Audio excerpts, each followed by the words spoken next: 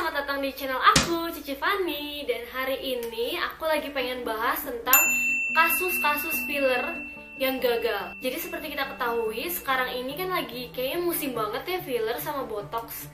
Filler bibir, untuk mata, terus filler rahang, terus hidung di filler supaya kelihatan lebih kecil, terus di botox supaya rahangnya kelihatan lebih kecil.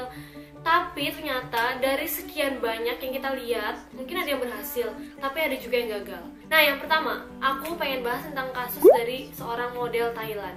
Nah guys, seorang model Thailand yang nggak bersedia disebutkan namanya ini mengaku cuma ingin membuat hidungnya lebih mancung dengan metode bridge filler.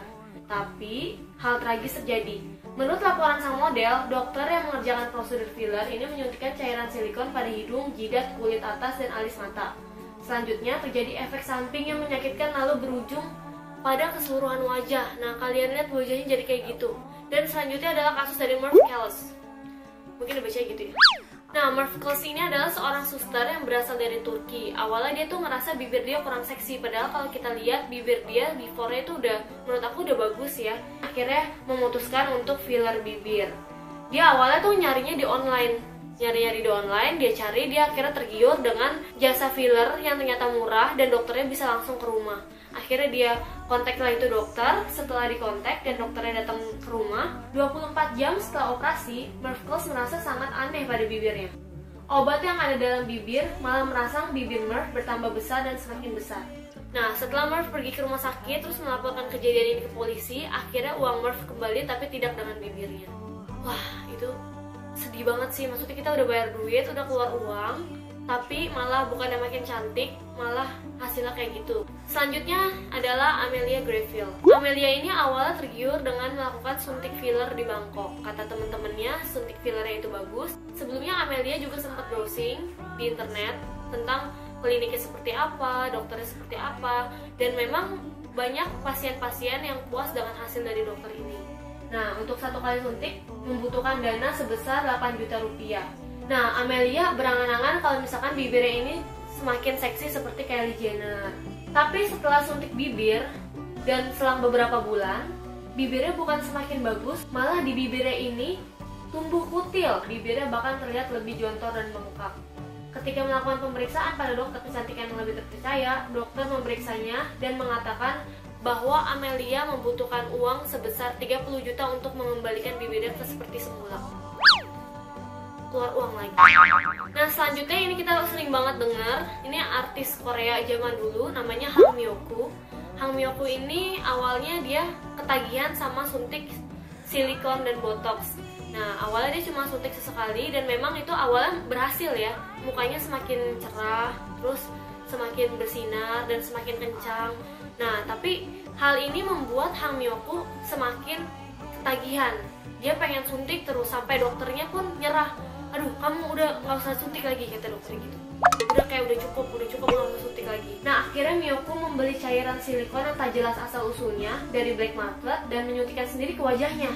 Dan gak berhenti sampai di situ, Myoku bahkan melakukan hal yang jauh lebih nekat. Ia menyuntikkan minyak goreng kepada wajahnya. Bayangin guys, minyak goreng disuntikin ke wajah. Alhasil wajahnya menjadi mengendur dan berkerut. Dan kasus terakhir ini terjadi pada Jo Sanford. Jo Sanford ini adalah seorang ibu rumah tangga yang berambisi untuk memiliki wajah secantik idolanya. Nah, idolanya adalah Martin McCutcheon. Nah, ibu Jo ini tuh pengen banget memiliki tulang pipi yang tinggi menawan seperti yang dipunyai McCutcheon ini. Dan akhirnya Jo Sanford ini memutuskan untuk menyuntikkan filler ke wajahnya. Karena Jo Sanford ini merasa tulang pipi tidak cukup penuh, apalagi kerut-kerut di wajahnya sudah mulai muncul, akhirnya dia pun memutuskan untuk mendapatkan suntikan derma filler agar terlihat seperti Martin McCutcheon. Nah, bukan kecantikan yang dapat, malah mukanya tuh wajahnya infeksi dan akhirnya bengkaknya gede banget. Dan untuk mengembalikan bengkaknya itu, ia membutuhkan dana sebesar 59,5 juta rupiah supaya mukanya kembali normal lagi. Menurut aku malah before sama afternya, itu before-nya tuh udah cantik banget, bahkan lebih cantik daripada idolanya sendiri si Martin McCutcheon ya. Kalau misalkan aku bandingin secara mata aku ya, menurut aku udah ibu Jo Sanford ini udah cantik banget. Untuk ukuran usia perempuan yang berusia 35 tahun, dia tuh seksi menurut aku. Maksudnya masih cantik, masih seger gitu mukanya. Tapi sayang banget ya, Nah, dari video ini buat teman-teman yang mau filler, coba kalian lihat dulu reputasi dokternya seperti apa, reputasi kliniknya seperti apa. Nggak boleh sembarangan suntik-suntik atau percaya langsung sama orang lain ya. Maksudnya tubuh kita, kalau misalkan tubuh kita alergi atau menolak bahan kimia tersebut, malah yang terjadi tuh seperti ini. Entah itu jadi bengkak, itu reaksi alergi kalau menurut aku.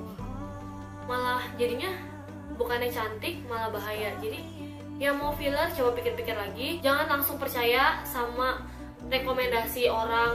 Kita harus lihat dulu kayak gimana reputasi kliniknya seperti apa, dan lihat itu tuh kadang walaupun mahal kayak tadi kan, itu mahal ya filler di Bangkok 8 juta sekali suntik ya, berarti kalau 2 kali suntik 16 juta gitu ya, itu kan mahal banget. Tapi yang terjadi tuh malah kayak gitu daripada udah keluar duit banyak terus mukanya bukan cantik, itu kan maksudnya lebih sakit hati ya nggak sih, kayak itu pasti nyesel banget itu.